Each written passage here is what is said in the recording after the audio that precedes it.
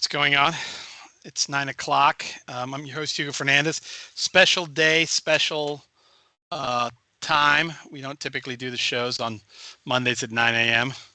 Uh, I'm your host, Hugo Fernandez, and today my guests it's going to be two guests, Rosa Figueroa, Director of LaGuardia's Small Business Development Center, SBDC, and Evelyn Carrasco, who is here with us right now, one of the business advisors, and we're going to be discussing the upcoming SBDC Day event that they are hosting at New York Designs on March 15th. Welcome, Evelyn. Can you hear me? Good morning. Yes. Well, thank you. Thank you for the opportunity to be here and to explain to the public who we are and what do we do. And the SBDC Day that we will be celebrating this coming Wednesday. Yeah, and I started the show. I didn't get to see it, which was kind of upsetting. I usually watch the show on Twitch simultaneously, but I opened up the show with a theme from Working Girl. If anybody recognized that, Carly Simon, something from the '80s. Maybe that's before your time, Evelyn, but which is about women in business because it's Women's History Month, and I don't know. I decided to go that. We were going to start the show with Bachman Turner Overdrive. Anybody knows Taking Care of Business? If anybody knows that cut, but I thought again for Women's History, maybe it was a better idea to start with that. So Chris was trying to tell you before the show started some of the format, but I like to start by giving our guests an opportunity to introduce themselves. So maybe you want to tell us a little bit about your background, like where you're from.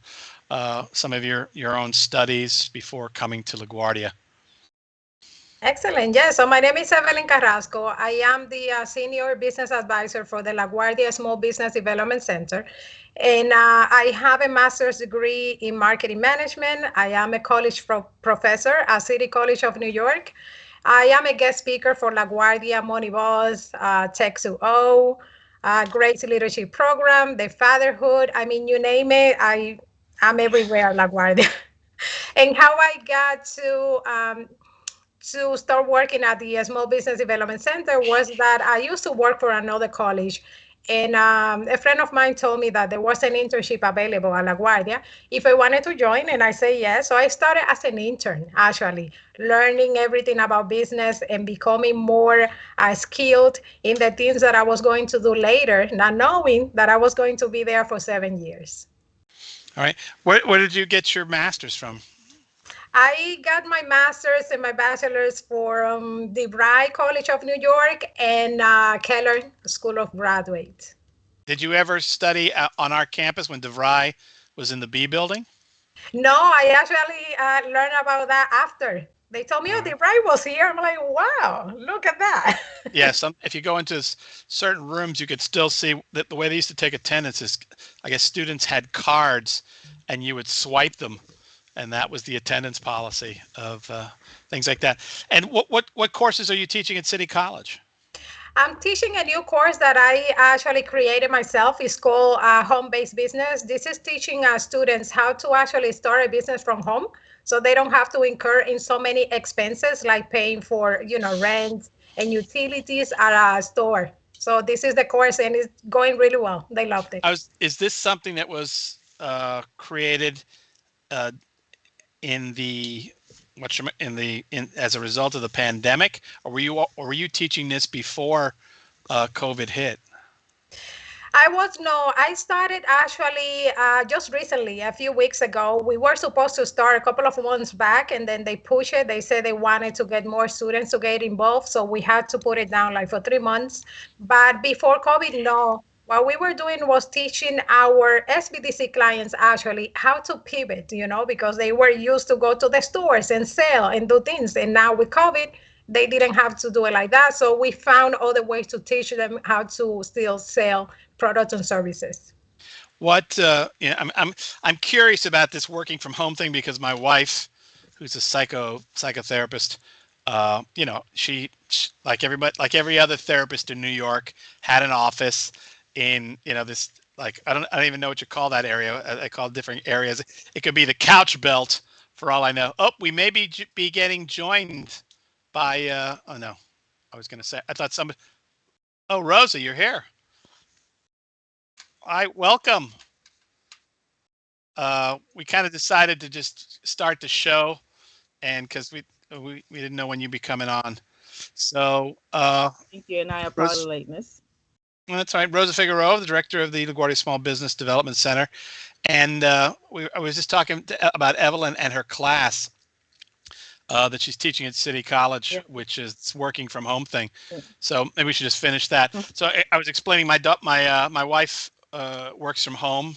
She used to be a psychotherapist in New York City, and when COVID hit, she let go of her lease, and she's been teaching. I mean, she teaches as well, but she's been doing her work, online ever since, and loves it, and probably would, well, if she can help it, she'll never go back. So I was just going to say to Evelyn, uh, what what special things do people need to know about working from home as opposed to the office? What's the most kind of important? If you had to pick two, three things that really make a difference from home as opposed to the office, what would they be?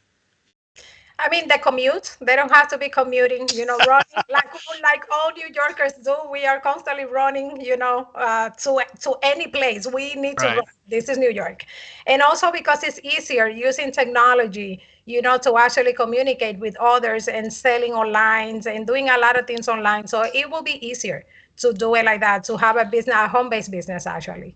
And they can just deduct a portion of their house or apartment and say this is my home-based business, and they pay rent on that, they pay part of the utilities, so they have advantages also working from home. Okay. So, Rosa, before you joined us, I had Evelyn introduce herself as far as her background and her studies before coming to LaGuardia. So, you want to do a little bit of that? Tell us a little bit about yourself, your background, your studies before LaGuardia. Before LaGuardia, I used to work in the finance business in asset-based lending, and then in international banking. And I have a bachelor's degree in early childhood education, and I have an MBA in financial management. Uh, and That's a that's a steep curve as far as changes, yes. and I say this to our students all the time. I said it doesn't particularly matter that much what you get the undergrad in, the undergrad degree in. It's graduate school that you really need to kind of focus. So, what happened between early childhood ed and Yeah. moving into Okay. What business? happened was that when I graduated a long Right, time ago in the 70s, right. there weren't many jobs in education. So then I went to work in corporate America. And at that time, then I got interested in the financials because I was dealing with finance. And I went back for a master's degree. Of course, because my undergraduate was in education, I ended up having to take many more credits than somebody who would have had a bachelor's degree in anything that dealt with business. But I was working in business, so therefore I decided just to go back. And I was basically working back and forth between education and business. So having both degrees has helped with working with the SBDC. I came on board in the SBDC in 1994 as a business advisor working with the Latino community in Jamaica at York College. And that really helped me because you have the combination of education, and then you have the background working in banking and working in finance, of being able to help the small businesses with their projections, with business plans, with everything that they need. It was easier for me to basically work in as a business advisor because I had a background. I actually worked looking at business plans, working with a credit committee, reviewing financial projections, basically spreading the financials for the basically people who wanted to borrow in these banks. And at that time, I worked with loans that were basically from $4 to $5 million to $150 million. So that gave me basically a background to work with small businesses and basically acclimate myself to a new environment that I thought was in the beginning was kind of strange because I used to say, someone wants to borrow $5,000. So that the background really helped me and got me ready to do this work. That's called micro lending, right? Isn't I mean the micro lending may even be smaller than We that, call right? it micro lending now, but at that time it wasn't called micro lending; it was just called lending. Because people borrow Right. from 5,000 and they up. So we had a chance to, that basically I had to learn that people do borrow a small amount of money at that time. Right. Because that my mindset had to change. And so something you mentioned in talking about is I didn't realize the SBDC is in more campuses And than LaGuardia. right now, the SBDC was started in 1984 in New York, and it started in Albany, and then it has 22 centers in the state of New York.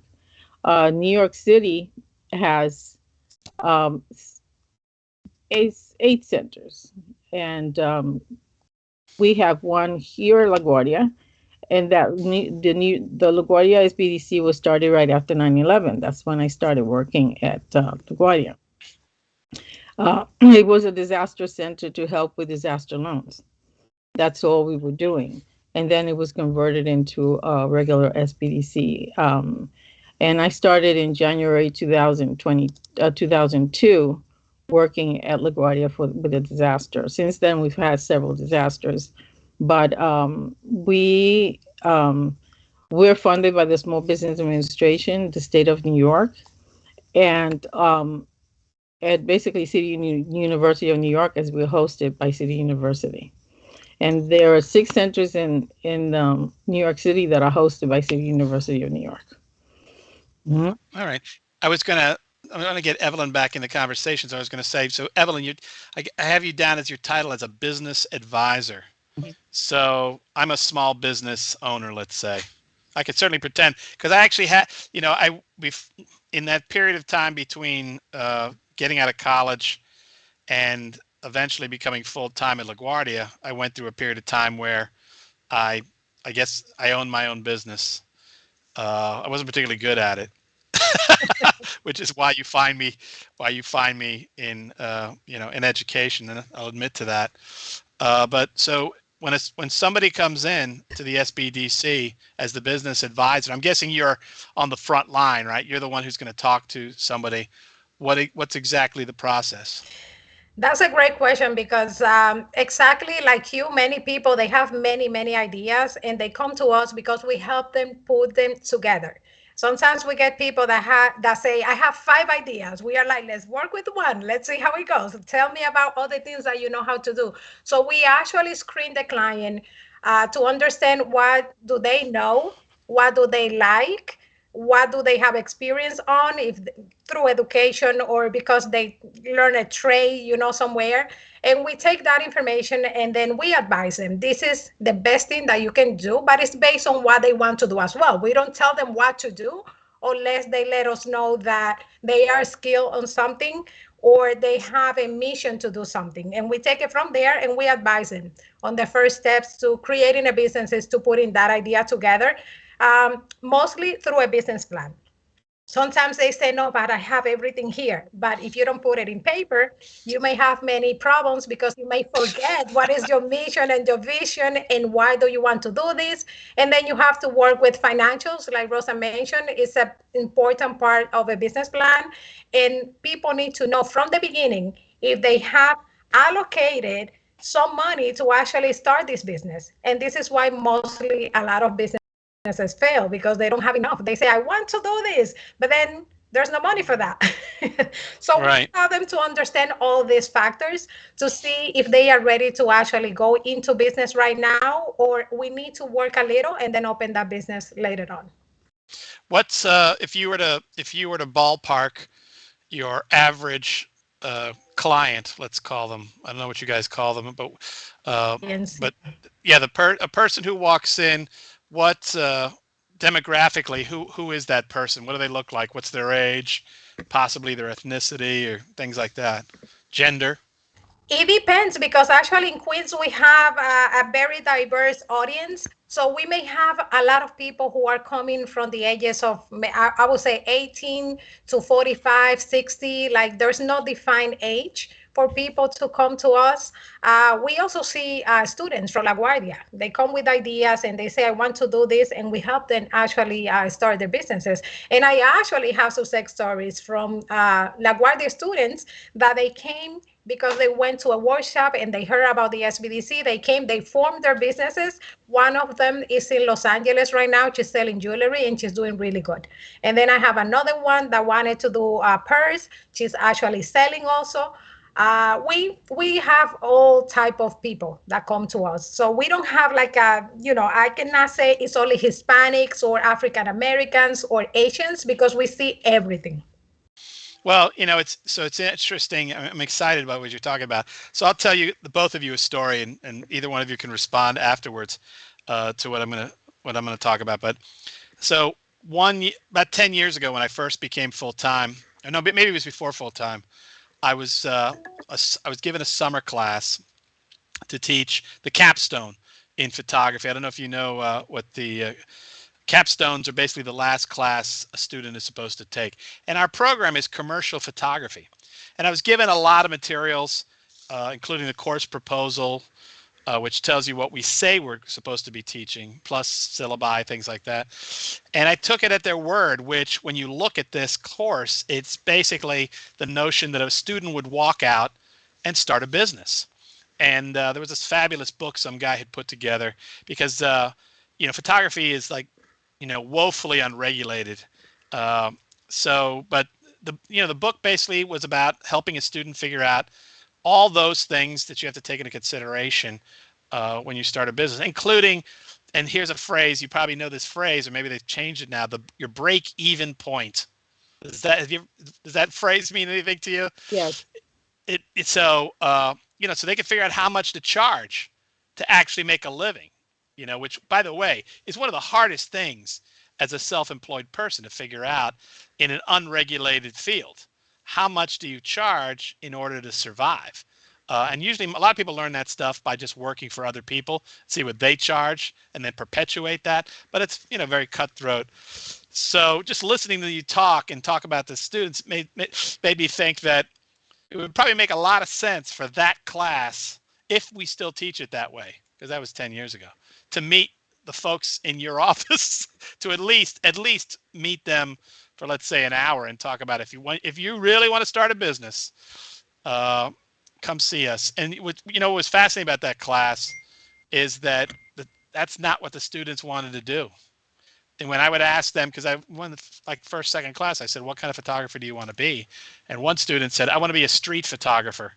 You know what that is? Yes. Street photographer is basically somebody who wanders around and photographs people in the street. And you're basically an art photographer. And I looked at them and I said, that's like saying I want to be a poet, which, by the way, is perfectly fine, but not an easy way to make a living. Poetry, take it from somebody who actually wrote bad poetry. Poetry books don't sell a lot.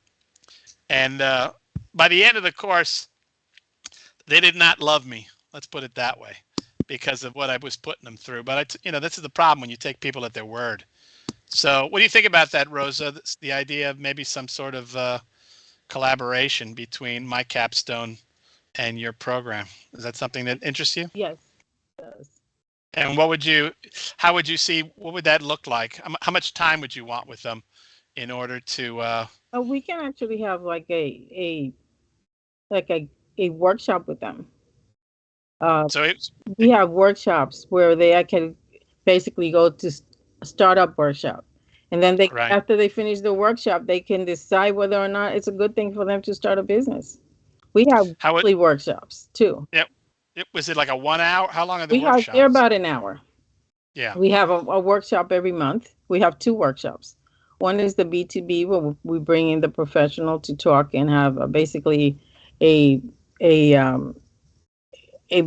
will give like a presentation, a short presentation, and then they will have the audience ask questions. And then we have a regular workshop once a month with the Small Business Administration that we partner with.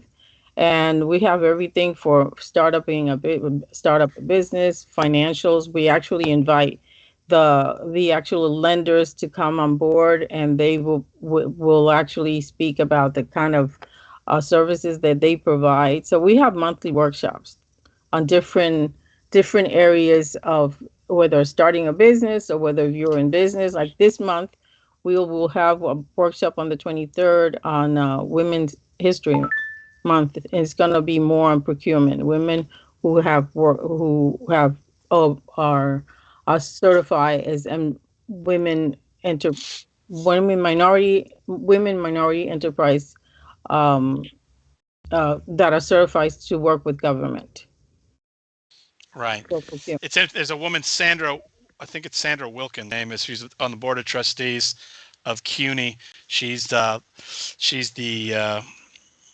second chair, whatever you want to call, the vice chair of the board of trustees, and she makes it her business to increase, the university working with minority and women-owned businesses, accessibility, all of whatever the underserved, the folks who underserved communities that don't get enough of those opportunities. So that's important work. If you were gonna, the two of you can, either one of you want to answer this question. If you were to say, what is the number one reason that small businesses fail? They don't plan. You agree, Evelyn? They need to plan. You have to, because she's your boss. She's the director. So you no. Evelyn is, I mean, she's an excellent business advisor, and right. She goes beyond that. Uh-huh. You can't find two people like Evelyn to work with.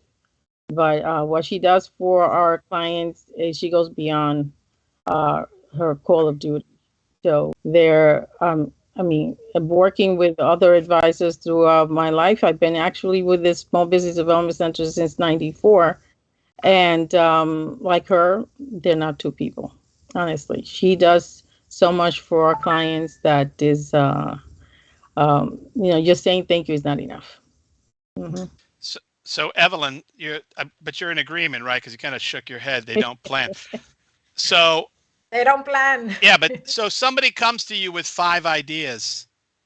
How do you get them to focus? Because I'm one of those people, and I'm not talking about, let's pretend that being an artist, or, whatever I am, whatever you want to call me when I'm not wearing the teaching hat, my scholarship, right?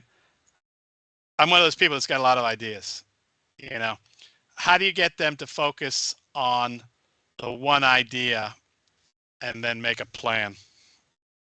What do they know?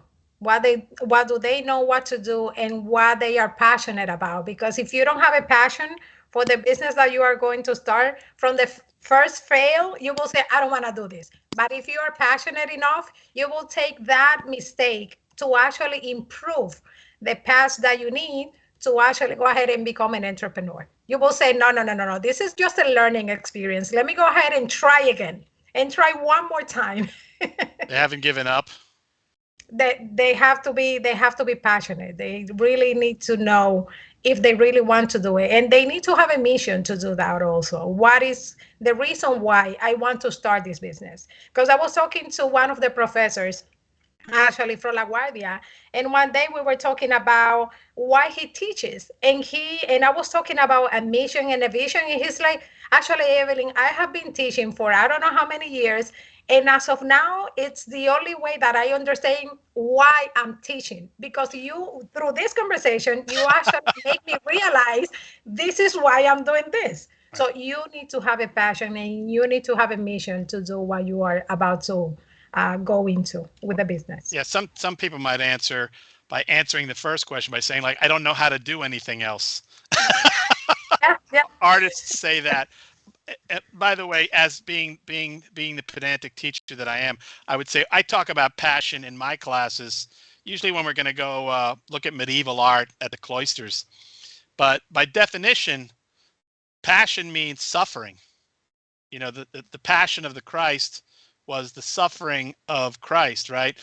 But I try to explain to them, the passion is in the pain you suffer in trying to achieve whatever that is that you want. Because when you're in the relationship, you're not suffering. I mean, until you're married, of course.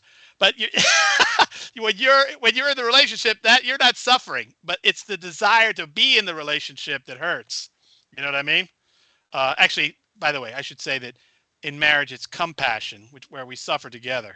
So that's another thing. But anyhow, so what I tell my students about the passion, it's the desire to want to have that thing, and the pain in trying to achieve it. Do you make them write the mission up on their wall? Do you have them actually create a mission and put it up somewhere where they see it every day in their job? People do that, Well, we actually have the mission and vision of our organization. Oh yeah. Basically on our boards, yes. So what is the mission in a nutshell? Well, our mission is to provide one-on-one business advisory and customize the service, and we provide technical assistance, also entrepreneurial education, and we have research network up in Albany that we provide research, and we're advocates for the startup innovators in the small and medium enterprise community. Okay, so I once took a course at Columbia. Columbia's not-for-profit business management school. I was sent there. I used to work for a not-for-profit, and they told me if you can't put the mission on a T-shirt, it's too long. But I like the part about one-on-one advising. It's got to be a way to do that. But that's a lot. It's a lot to do. It's a lot to say. It's more like a mission statement. Columbia has an SBDC too. Do they really? It doesn't. When you said that the state had 22, I was guessing New York would have 11, because you always have about half of whatever the state has. They will have. We have 8 in the city. Right. But then you have Long Island has 2, and Westchester has 1. Well, there you go. There you go. By the way, it's 9:29. I just got to do a quick station break. So the show is What's Going On. I'm your host, Hugo Fernandez, here on LaGuardia Web Radio. And we're doing a special show here today, a special day, special time. And my guests today are Rosa Figueroa, Director of the LaGuardia Small Business Development Center, SBDC, and Evelyn Carrasco, who's one of the business advisors. And we're here to discuss the upcoming SBDC Day event that they are hosting at New York Designs on March 15th. And I'd love to transition into talking about this event that's happening, as you said, Evelyn, on Wednesday in the New York, which, by the way, my office is right next door to yours. I'm at C745, or next to New York Designs, and I have it in my calendar, but I don't know how likely it is I'm going to actually be able to make it. So what's going to happen on what's March 15th going to look like? We have a showcase of small business, and I would say Evelyn has the better vision of it, because she has been the one designing it and putting everything together. So why don't you just take over it? Yeah, take it away, Evelyn. Tell us about it. Sure. So we are celebrating the small business, the national small business, the National SBDC Day this Wednesday, and we are giving the opportunity to our clients to showcase what they do. It could be products and services. They can bring banners, products, and we are going to have live music. We have a singer that is coming to entertain, and we are going to have raffles also for the students and anybody that comes in. So we are doing this because we want to actually show the public what we do with our business owners, what we are capable to do when they come with the idea. This is a finished product, so this is why we are hosting the SBDC Day, just a celebration of our small business owners. So it's not actually someone's going to come in and learn about starting a small business. What they're going to see is the success stories.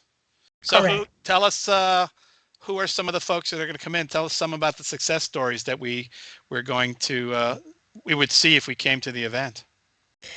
We are going to see Central Market, New York, which is a restaurant that is located in Grand Central. I know that place. It's got like a fish over the sign. Oh, it's amazing. Everything they make is so good. Yes, the escalators in front of them, by the way, those they smell like fish. I don't know why that is. I don't know. So Central Market, they were actually a client of SBDC's? Yes, yes. They are one of our biggest clients. They got a lot of money through the support that we offer throughout the pandemic with the grants and the loans and everything. So we have Central Market New York. We have Luli Food. Um, he's a mixologist slash restaurant. So he's bringing non-alcoholic beverage on a card. So we will be, joining all that he makes. And then we also have Mocha Sucre, which is a chocolatier. So she actually develops the chocolate from the bean to the bar, which is called bean to bar. And she's coming to be with us. We have a boutique. She imports clothing for Colombia. She has her own brand also. We also have Factoria de Empanadas, which is a client that makes empanada. He used to work with the Food Network, doing throwdowns with Bobby Flay, so he's very famous. And then we also have other clients doing different things. Mostly food. We have a lot of clients that do food, And cake. but it will be a variety of What did you things. say, Rosa? And the cakes. Cakes? Yeah. And cake also, yes. Cake. Why do you think the food business is such a large piece of your clientele? Also, when we had the pandemic, we were working and providing services, disaster assistance services, and we were able to help them with the PPPs and for the economic injury disaster loans.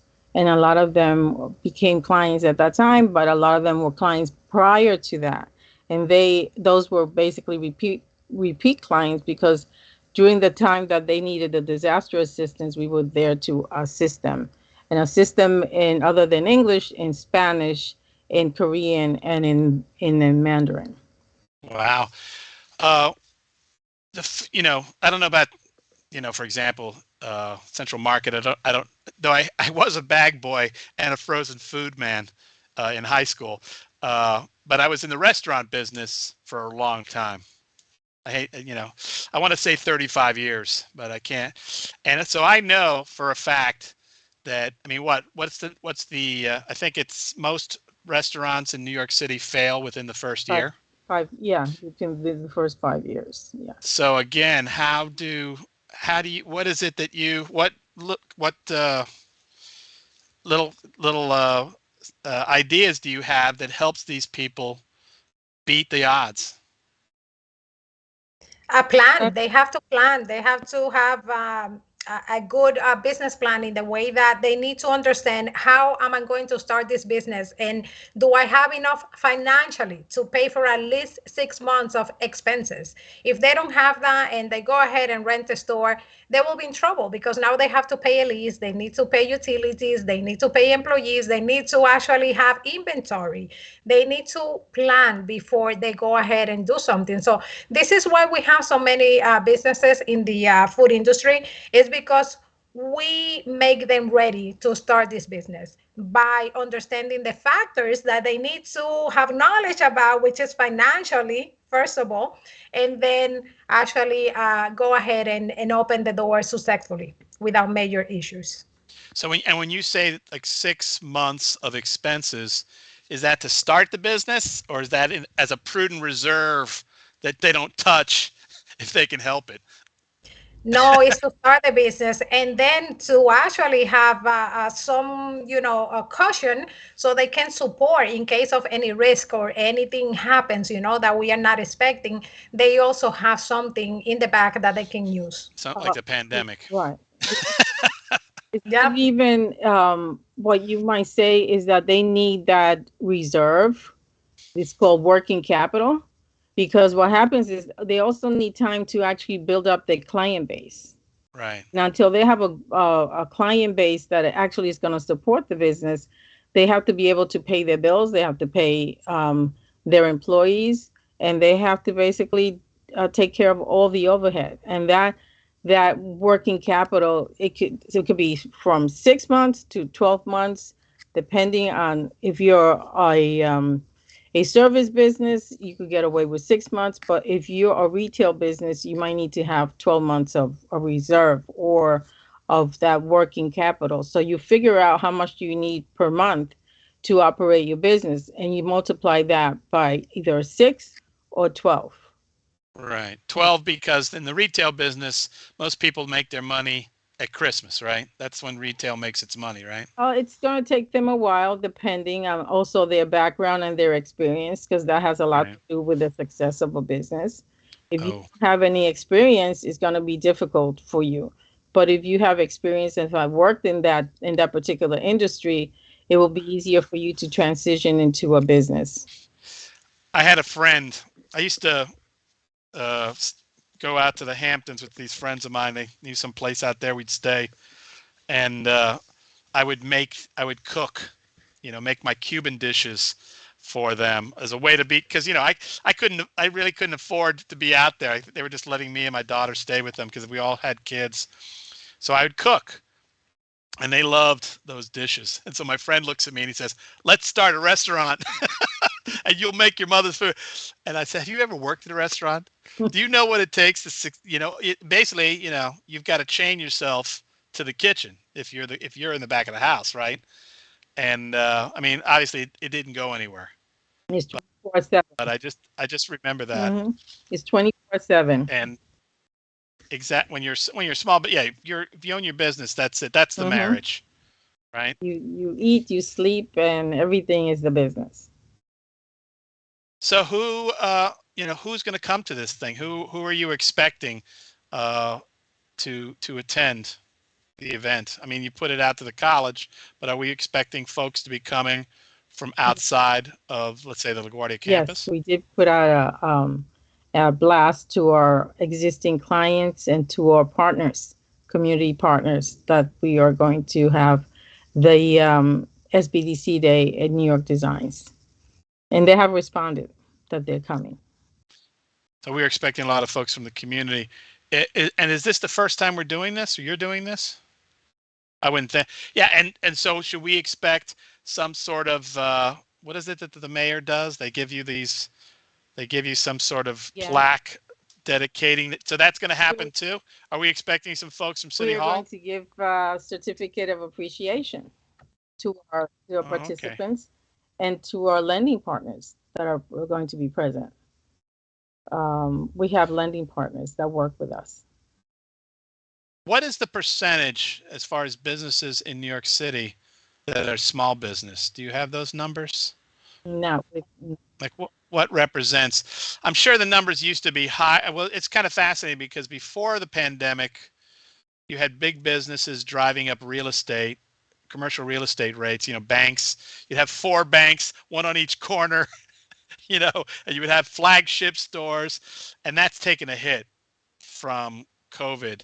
But it would be interesting to know what percentage of businesses in New York City are small businesses, because we talk about the engine of the yeah, economy, the right? engine. We have a And lot of mom and pop businesses, small businesses that hire 1 and 2 people, and they're basically keeping the economy going. right, I don't have a precise number with me, but we can get that for you. I'm Mhm. curious, but I like to know these things because I think we make a lot of assumptions uh, generally, and I'm always fascinated when we're wrong about any assumption. So, wait a minute. I was going to pull up my calendar to make sure. So, what time is the event happening? Like, from what time to what time? I'm probably the question I probably have is like, what time can I expect to have an empanada? Because I'm looking here. I'm on the wrong week. So I'm putting it up here. So this is from 2 to 3 o'clock. It's a 1 hour. It's a 1 hour affair. Or is it It longer than starts that? at 9. We expect to be there from 9:30 to 12:30. Is that correct, Evelyn? Yeah. 9 a.m. 9. We're setting up at 9 a.m. and we should be there until about 12:30. Yeah. So when do you want me there? When Anytime. When should I show You're up? welcome to join us anytime. As I'm coming to the campus, I'm actually going to be waiting for a small business owner to deliver something to me, some artwork around from 11 to 12, and so I'll probably be there earlier. And but my department meeting is at 2, so I can definitely get some empanadas and things like that. And there is, you are under ACE, right? This is the case. So, but is this is a separate entity that just happens to be under the umbrella of ACE, or how does that work? We're under the umbrella of ACE. We work under the business services, LaGuardia Business Services, and that includes the New York Designs, the Small Business Development Center, Apex Accelerator, where they work with procurement and they provide assistance working with government and basically getting contracts to government. We have the Small Business Transportation Resource Center, and they work with the transportation and getting linking small businesses to transportation contracts.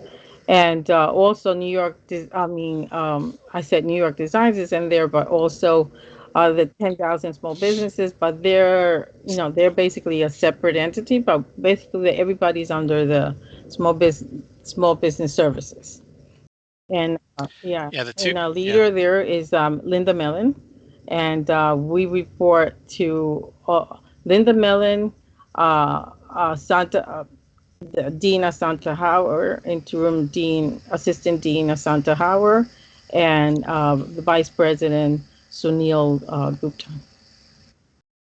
Yes, I'm having coffee with Sunil, I think on Thursday, to again try to figure out how we can get ACE and in this case the commercial photography program working together, because interestingly enough, some of my best students were students who came to who took my courses not for credit, who couldn't take them for credit, and were the most driven and devoted. They were doing it for love, and I'm just interested in how we can work with adult continuing education together to get some more of those students and maybe turn them into for-credit students. But I want to work with you too in this. I'm going to pitch it to the guy who teaches that class once.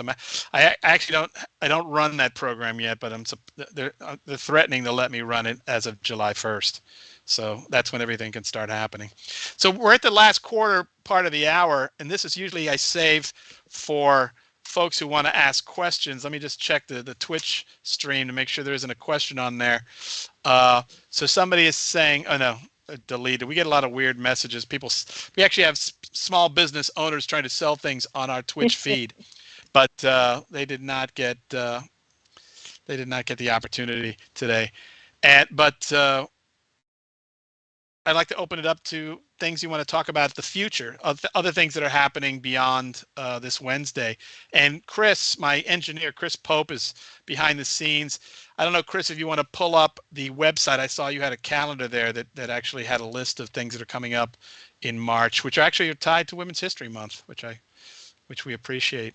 So what would you talk about? What other activities are coming up in the future that you're excited about besides SBDC Day event on the 15th from 9:30 to 12:30 in New York Designs? Okay. We have as I mentioned, we have our monthly set of workshops that we promote, the B2B, and also the different types of either startup or just information on different types of business services that we have. And people can come to the office or they can contact us at the SBDC at lagcc.cuny.edu, and they can contact us to get an appointment if they want to meet with a business advisor. And as I said before, we do have services other than English for those who don't speak the language. We provide them in Spanish, Korean, and in Mandarin. I see that there's an event coming up on the 23rd in Mandarin. Yeah. We have both in English and in Mandarin. Yeah, I see that. Empowering women-owned business. How are you How do you go about doing that? How do we go about So empowering we're going women-owned to have, it's businesses? more like a circle of women who will be talking about their experiences within the business sector and how they've grown. And that's how we're having, basically the SBA will be the one moderating this.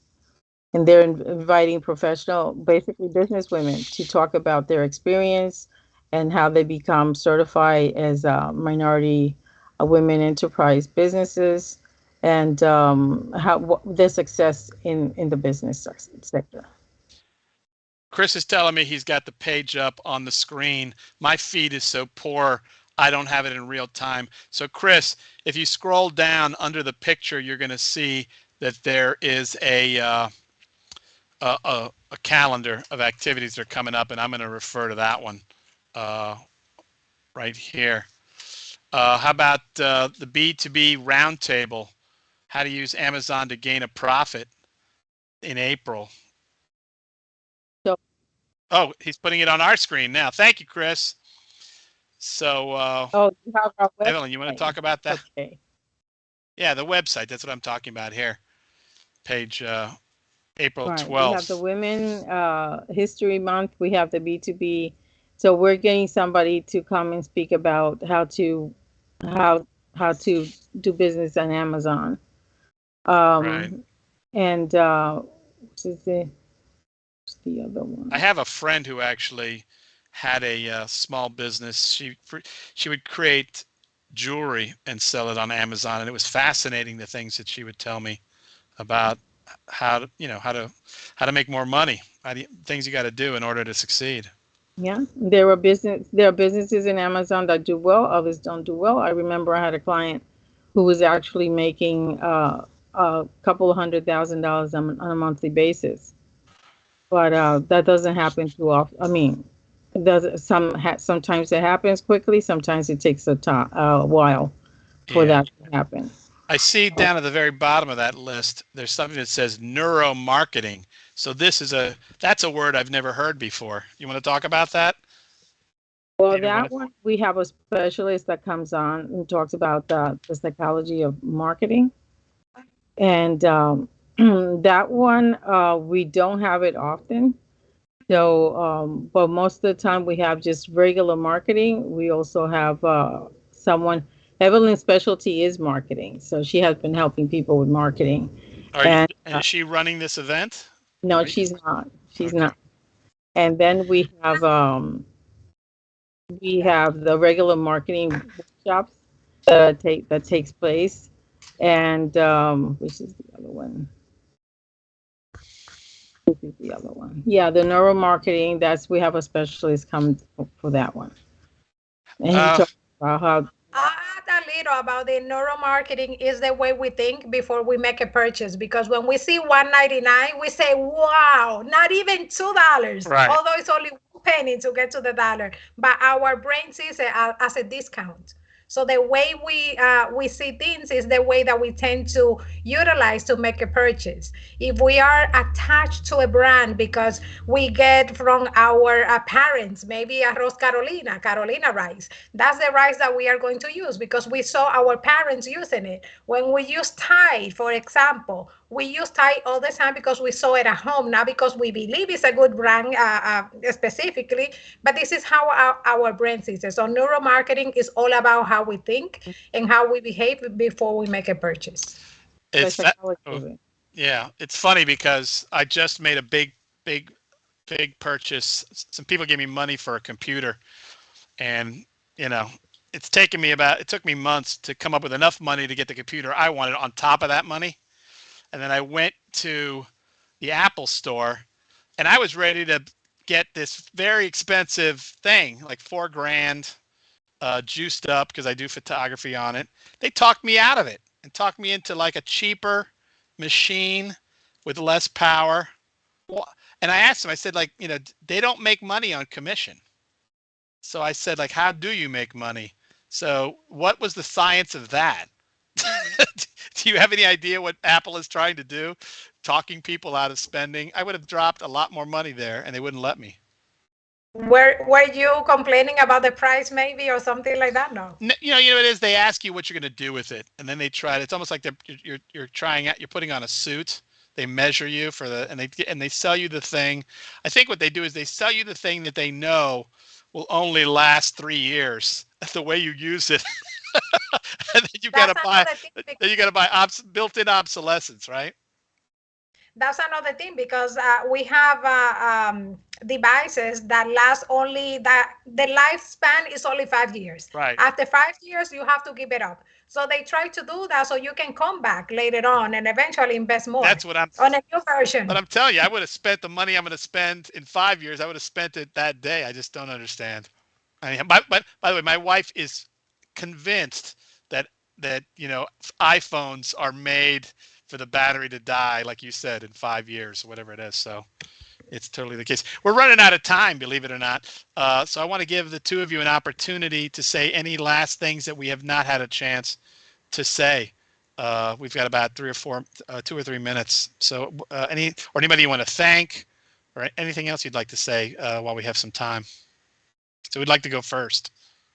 Yeah, I would like to, if we have to thank anybody, I would like to thank our our host, LaGuardia Community College, for providing us with so much services, and our department, ACE, and also our president, who's getting to know what we do, and our business services, and our leader, Linda Mellon. But also want to thank my staff, and especially Evelyn Carrasco, who goes out of her way to do, maybe to help our clients, and the rest of the staff that they do. They're doing a great job. And also Janice, who just started with us, and has done a great job putting together this New York or SBDC Day. So with that, I just want to say thank you, and thank you for having us as your guests. And I hope that everybody joins us at the SBDC Day, and that our doors are open at BA02. If you have any questions, if you want to start a business, if you just want to discuss something that that you want to do in the future with yourself as far as business is concerned, we're there. You don't have to have a business. We basically work with somebody with an idea. And if you're in business and need assistance expanding your business, if you need a loan, if you need assistance with business plan, financial projections, or research, or just helping you in general with your businesses, we're there for you. So with that, I want to say thank you to you, Hugo Fernandez, for having us here. Thank you. Evelyn? I mean, thank you again for the opportunity so we can actually spread the word about what we do at the SBDC. I have a call for action to any staff members, to any student who have an idea or don't have an idea, but would think that is a good idea to come to one of our workshops or talk to one of the advisors to see how we can put something together and make you succeed in that idea that you may have. Yeah, I'm going to take you up on that. So, should I say I'm going to have my faculty take you up on that? So maybe you can come to our club events, because we got a lot of folks in there trying to make a living, and some smart kids who know the language. But I want to thank you both for being here. The show is What's Going On. I'm your host, Hugo Fernandez, here on LaGuardia Web Radio, and my guests today have been Rosa Figueroa, Director of the LaGuardia Small Business Development Center, SBDC, and Evelyn Carrasco, one of the business advisors there.